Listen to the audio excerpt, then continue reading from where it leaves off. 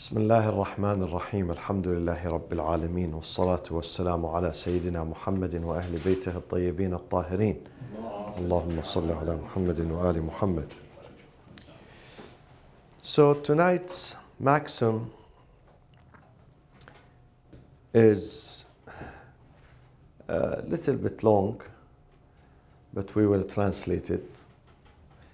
It says, الوقوف عند الشبهة خير من الاقتحام في الهلكة. الوقوف, stopping. When you have doubt, when you face a situation where you do not know whether this is halal or haram, this is permissible or not permissible, you have shubha, doubt, then to stop there and don't commit and don't practice, better than plunging into doom, halakah, or destruction. Assalamu alaikum wa rahmatullah. So you better quit and not practice it. You better quit and don't commit this act. But then, do you remember we had another maxim which says, what does it say? When it's to continue. No. The maxim is called, we studied the maxim. We studied the maxim on, I'll give you the date, on February 14th of this year, 2018. We studied the maxim, and it is called the maxim of Al-Hil, Qa'idatul Hil. That everything for you, if you have doubt about it, is considered halal. So why then this maxim says that when you face a doubt, shubha, then al-wuquf, tawaqquf, stopping. Don't practice it. Khayrun, better than al-iqtihamu fil halakah, plunging yourself into destruction, into responsibility, into doom. So, which one is correct? But this one has to do with, sounds like, with action versus that one is more about para versus. Right? Yeah. This is more action, and that's not an action. That's more about. Exactly. That maxim that we studied, Qa'idatul Hil, Hil from halal.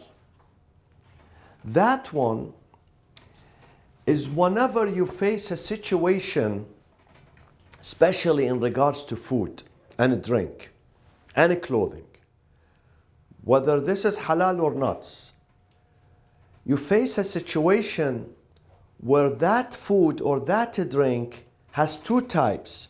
One type of it could be halal, the other type could be haram. And you don't know which type is this. Such as what? An example of that, which has two versions. The same product has two versions. Alcohol. Alcohol and what? Vinegar. Wine and vinegar, exactly. Oh. Wine and vinegar, because the wine could turn into a vinegar. Through a special process, it will be turned into a vinegar. But you don't know, is it vinegar now or still wine? Because the color is the same, the bottle is the same. Okay? In that case, if you don't know, then you say it's halal. Or you go to the market and they have cheese in the market, and you don't know whether this cheese is halal or haram. There is no ingredients, nothing written there, and nobody to ask. Then they put cheese in front of you in a hotel, in a restaurant. Cheese, you are hungry. And some types of cheese are not, permissible. Then, if you don't know, it's halal. Or clothing. Is this really leather? This jacket which is hanging here and I am going to buy. Is it genuine leather or not genuine leather? So if there is no way of knowing, then I treat that as what? As halal. So qa'idatul hil, the maxim of permissibility, applies to this situation where we have a product. The product has two versions. It could be halal, it could be haram. Then I apply the halal. I assume it's halal. That is qa'idatul hil. But this one, my friends, is in regards to two things. It applies to others. We can extend this maxim to other situations, but primarily it is regarding two situations. One, ad-dima, bloods. Second, al-furuj, the issue of furuj, which is a reference to what? Reference to marriages. Okay? When it comes to these two important issues, it is not confined to them though, my friends. Haj Nadim, it's not confined to these two, but primarily these two, and it could be extended to other situations too, which we will come to and discuss. But primarily to these two issues. Because in Islam, in fiqh, there is a lot of sensitivity when it comes to these two. Blood, what does blood mean? Dima. Someone's lives. People's life. Furuj, sexual relationship. So there is extra care when it comes to this. Be careful. These two issues are very sensitive. So don't commit yourself or don't commit the act unless you are 100% sure. If there is one small room for doubt, then stop. Al-wuquf. Especially when it comes to blood. And if you are a judge. If you are a judge, they bring you people. In some countries, right away, execute. He's mufsid, and Islam says no. Maybe he's not guilty.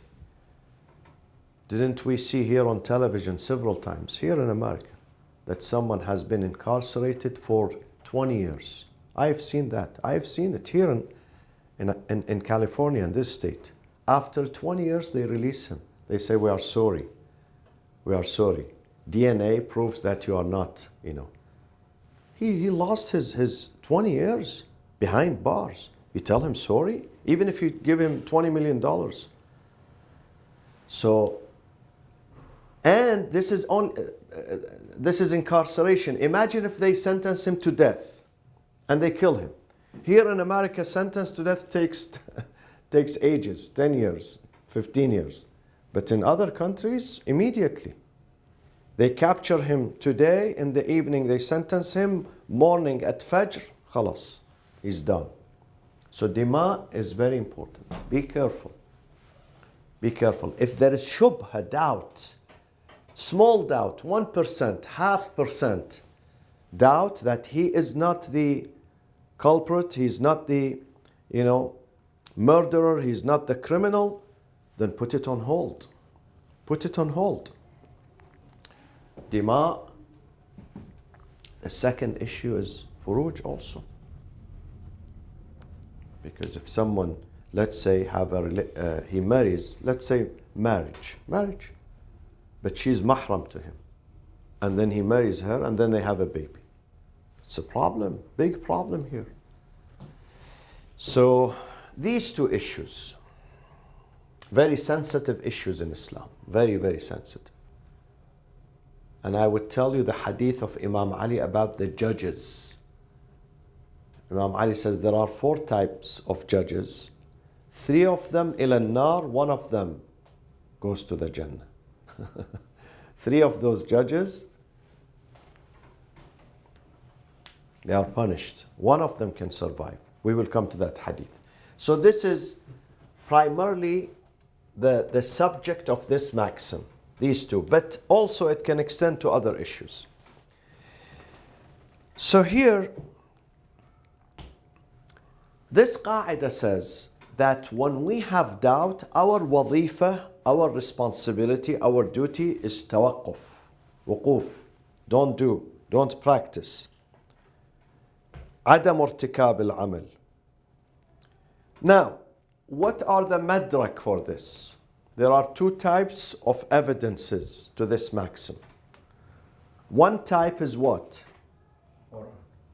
Before Quran. Quran is naql. We have naql.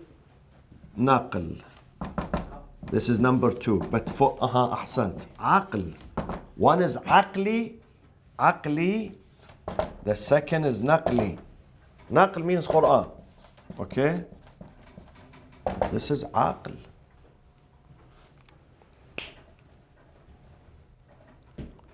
What does aql, reason, say here? Reason says when you face a situation, especially with dire consequences, sometimes beyond repair, and you have shubha, you have doubt, is this halal or not? Should I do this or should I not? Then aql, what does aql say in this case? Aql says go and do or don't do. Reason says be careful. Be careful. Be careful. Don't do this. Go to someone else. If you have shubha, if there is no shubha, do. But if there is shubha, doubt, for instance, something could be dangerous, don't do that. Even when it comes to a material side of life, something which is too good to be true, don't do that. Aql says don't do that. Or huge enterprise, partnership with someone. Let's open a corporation. Let's purchase this, something that a good that, we can make good a profit, but then something fishy about it. You have some doubts. What does aql say? Don't do that. Don't do. If you have doubt, don't do. Same thing when it comes to religion. When you have doubt, then don't do. So this subject is called, this concept is called al-mustaqillatul aqliya. Al-mustaqillat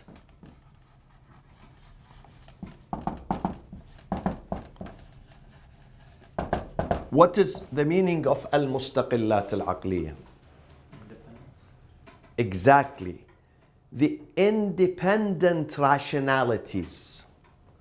What does independent mean here? It's a reference to what? Different people's opinions? No. It means that aql and reason by itself, without the help of religion, can figure out that this thing is good or this thing is bad. Such as what? The example of that, typical example that they give in the seminary, in the classes. Dhulm and adl. Aql by itself, even if God does not tell me, my reason tells me that adl, justice, is good. Injustice is bad. You don't have to, for a book to come and tell you that injustice is not good. Aql says that murder is bad, evil. Aql says saving the life of someone is good. So this is called mustaqillat, because aql does not need help, outside help. Does not need support. It can figure it out by itself. Mustaqil, independently can understand this, reach this conclusion. So one of these mustaqillat, al-aqliya, there is shubha, there is doubt, there is suspicion, there is ambiguity in this. A matter which is ambiguous to me. Should I go ahead and do it or not? Aql says, no, you don't have to do. You are not in a state of emergency. Why do you do that? And then aql says if you do the shubha, taqbih, this is qubh, you did something wrong. So this is number one. This is number one, madrak. The madrak for this is aqli. And aql is accepted by religion. This is number one. Number two, an-naql. An-naql, of course, we have hadith. Several hadiths. Some of them are sahihah, some of them are maqboolah. These are the different categories of hadith. One of them, which is sahihah, صحيحة مسعدة بن زياد عن أبي جعفر الباقر عليه السلام.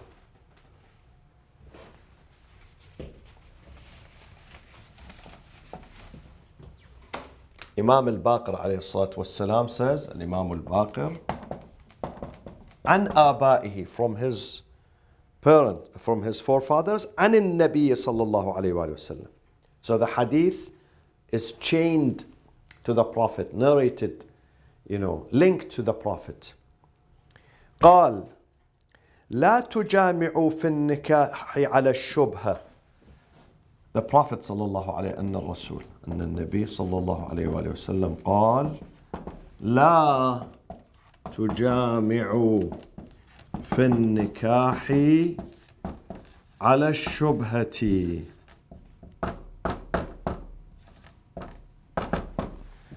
Do not have a relationship in a marriage that you have doubt about it. Don't. وقفوا عند الشبهة. And stop. وقوف. Stop when you have doubt. Don't do. Quit. Stay away. And the continuation of the hadith, إذا بلغك أنك قد رضعت من لبنها وأنها لك محرم. If someone said, listen, this is mahram to you. Because one time, this lady was nursing you when you were a baby. He's marrying someone probably 15 years older than him, 20 years older than him. So, and at that time, it was very common that they give their babies. There were no formulas or no bottles, So they would give them to the murdi'ah, nursing mothers. Sometimes they hired them. They hired them to nurse the baby. And then at that time, there is no computer to register the name, social security number. Even her name, probably they don't know. And then after many years, he wants to marry her, let's say. So if you have a doubt that this could, probably she was nursing me, then here, if there is shubha, and you cannot figure it out, you cannot verify this. Neither the lady can verify, nor you can, because you were baby, 2 years old. How can you verify? In that case, quit. Or the lady's daughter. Or the lady's daughter. This is another example. Maybe the first example does not apply to our time now, but the second example applies. You married the mother, and now the mother is lost somewhere. She's gone. You don't know she has a daughter. You don't even know. Maybe she had a daughter from previous marriages, and now you meet the daughter somewhere and you like her. How do you do that? If you have married her mother before, then you can't marry her. Then you have to stop if you have shubha here. Or vice versa. You married the daughter, now you are abid zahid, you have qana'at. Now you want to marry someone older than you. So if you have married her daughter, and then you think maybe they have, same last name, she resembles the lady that I was with 20 years ago. So if there is shubha, then of course there is one difference here between marrying the mother and marrying the daughter. Once you do aqd with the daughter, even aqd, even if you haven't touched her, even if the marriage is not consummated, you just officiated the aqd, her mother automatically becomes what? Mahram. Her mother, her grandmother. وَإِنْ عَلَتْ, as far as they go. But if you do aqd with the mother without consummating it, and then you break up, the daughter you can marry later on. If you have not consummated the marriage with the mother, it was only aqd. It was only aqd. Or not only aqd, يعني there were relationship but not penetration. Then you can marry the daughter after, of course, divorcing the mother. You can't, have both. Yeah, that is the difference. That is the difference. So once someone does aqd with the daughter, even the aqd, immediately, once the aqd is done, the mother becomes mahram. But if he does aqd with the mother without consummation, then the daughter does not become mahram. It's like the sisters, two sisters. As long as you are married to this wife, her sister is mahram to you. But once the divorce is done and the iddah finishes, then you can marry the other sister. You can marry her. But something interesting, the mother of the wife becomes mahram and she does not have to wear hijab. But the sister of the wife becomes mahram, but she has to wear the hijab. That is the difference. Okay? So here in some marriages, in the Jahiliyyah, they used to marry as much as, every day, every week. It was very normal. Every week he has a new wife. And then if the father dies, when the father dies, some of his sons, they would marry their stepmothers. Not their own mothers, of course. Their stepmothers when the father is dead. Islam came, said no. وَلَا تَنْكِحُوا مَا نَكَحَ آبَاؤُكُم مِّنَ النِّسَاءِ. Do not marry what your parents married before you. Don't marry them. So these situations, nowadays they exist, believe me. It does exist. Sometimes we study something, we think this is a theory, but I have seen it, no. I've seen this situation, comes that, he was taken to a mother, nursing mother, a boy was taken to a nursing mother. At the same time, the nursing mother was nursing another daughter. And then after 20 years, the boy and the girl, they meet. They became step brothers and sisters, half brothers and sisters, through rida'ah. We will come to this maxim. Yes, not through birth, not through blood, but through nursing. So the brother cannot marry his sister through nursing. You know that. He cannot marry her. Though she's not from his father, she's not from his mother. They were just at the same time. Not necessarily at the same time. No. Two different times. Two different times. Does she have to wear hijab? No. In front of the... No, because he's her half brother. She becomes his mahram. From his mother or her mother, or it could be Neither nurse. mother. From the neighbor. A nursing mother. Neighbor. Neighbor. The neighbor nursed this boy and this girl. At the same time. No, not necessarily at the same time. Anytime. Different times. So they become mahram to each other. So here the Prophet says, لا تجامعوا في النكاح على الشبهة. Okay? فإن, the hadith says, the continuation of the hadith of the Prophet is this. فإن الوقوف عند الشبهة خير من الاقتحام في الهلكة. Stopping when you have doubt. Stopping, not marrying that person once you start having doubt. If you don't know, then you don't know.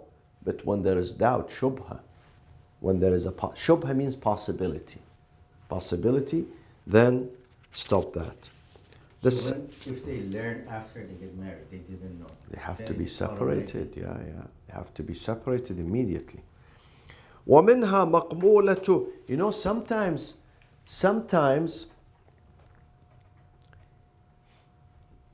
a father, he marries more than one wife and he has children from other wives, probably in the same city, in other cities, and they don't know about each other. The children, they don't know.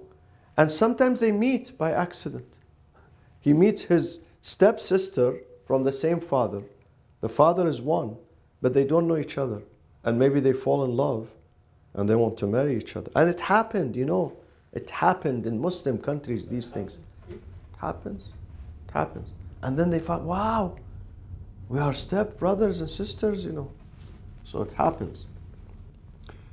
ومنها مقبولة عمر بن حنظلة. There is, so this was صحيحة. The other one is مقبولة عمر بن حنظلة. By the way, Umar ibn Handala is a very popular student of Imam al-Sadiq alayhi salatu wassalam. Umar ibn Handala.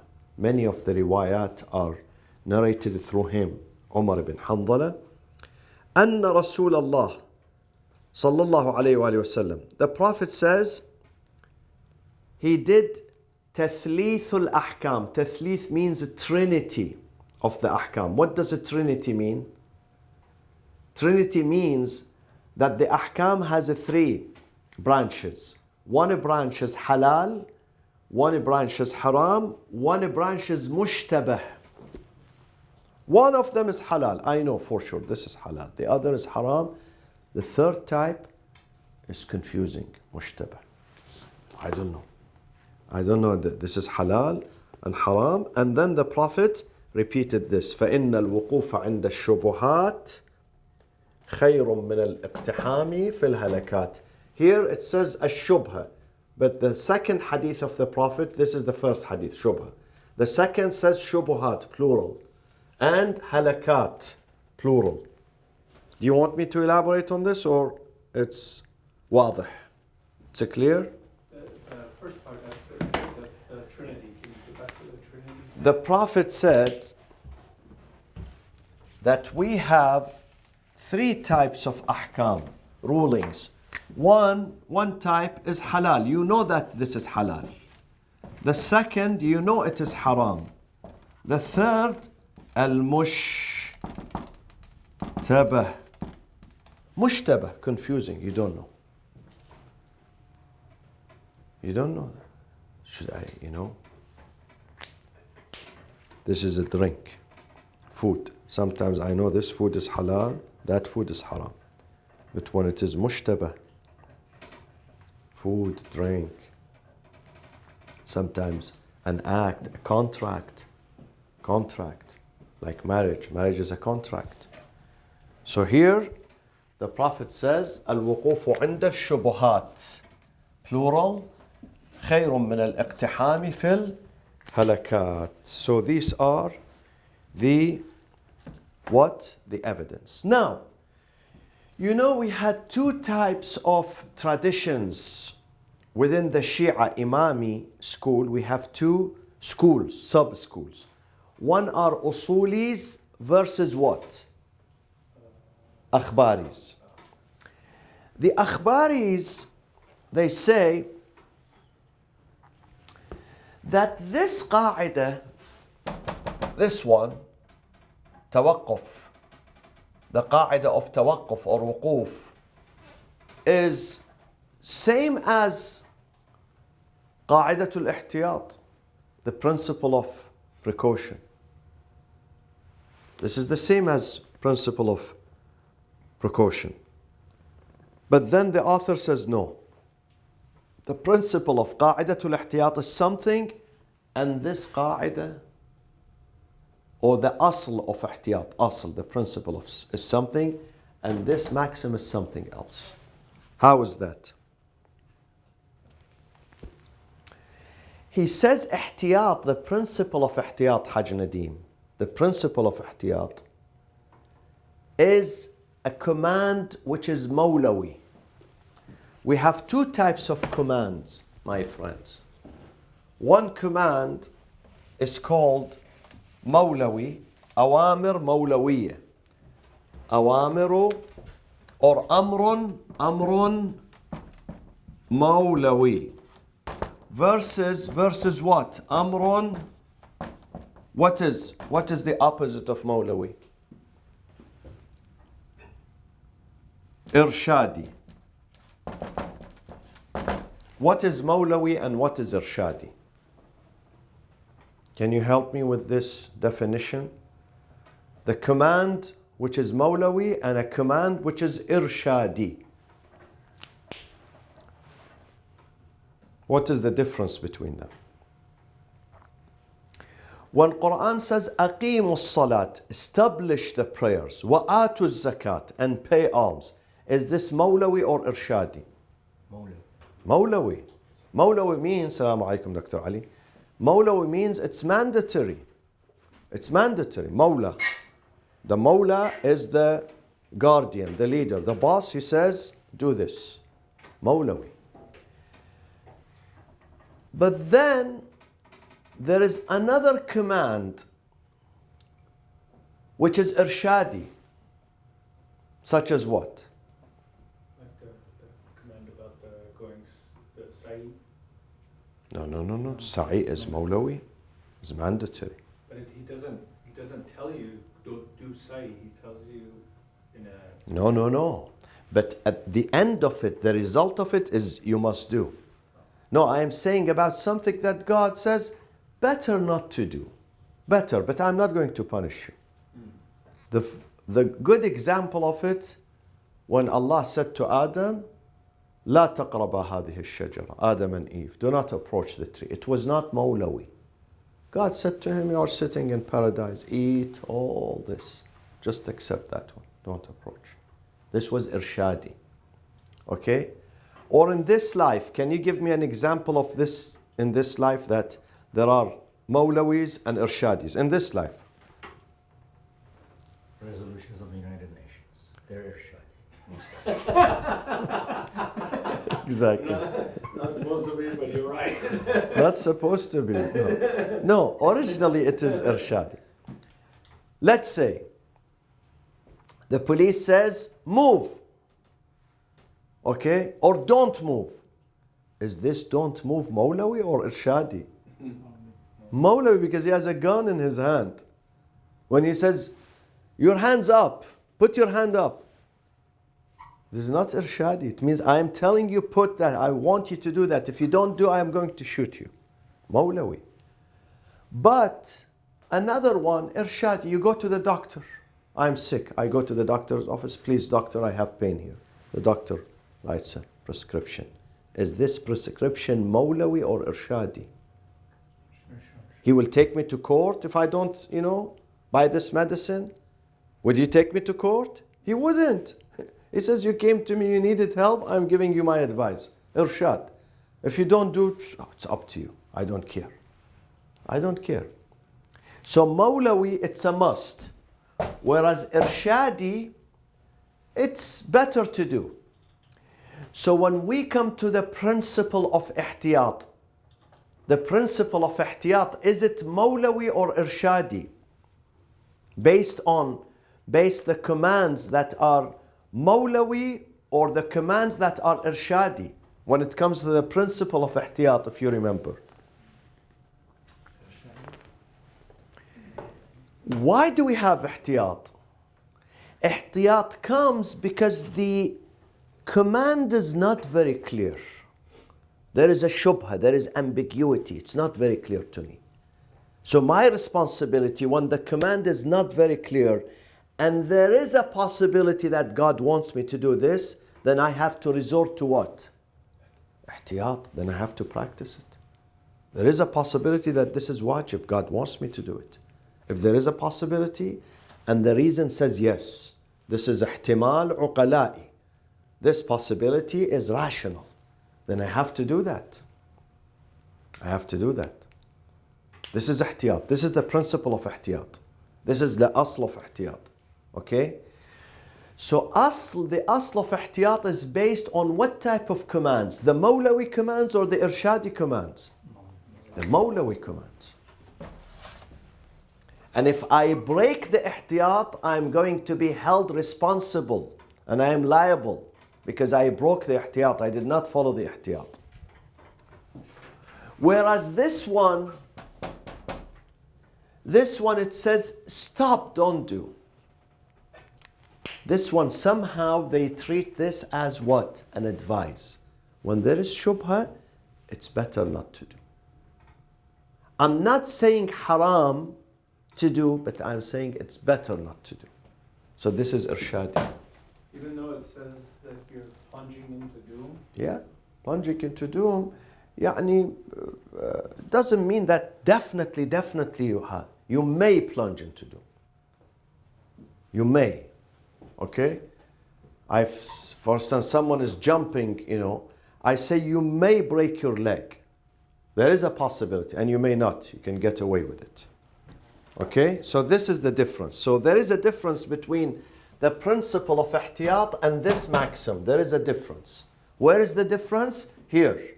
Mawlawi and Irshadi. Ihtiyat, the principle of ihtiyat is based on Mawlawi. It means you have to do. Here it's based on Irshadi. It's better not to do. It's better when you face a situation, Dr. Ali, a situation where it is not very clear, is this halal or haram, then stopping when you have a doubt. Better than plunging into doom. خير من الاقتحام في الهلك. Okay.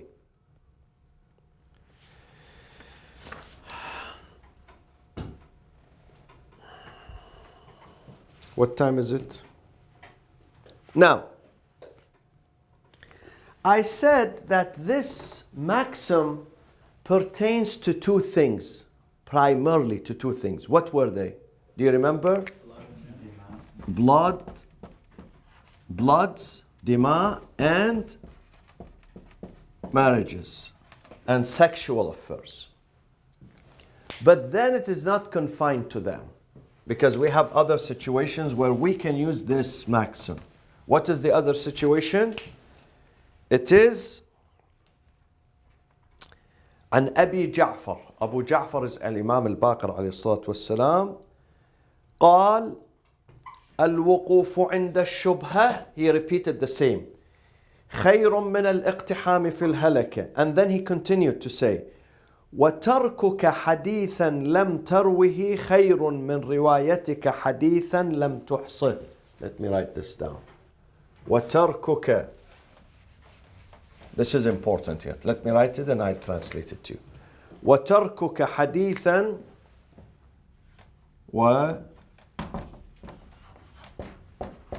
تركك حديثا لم تروه خير better than روايتك حديثا لم تحصه.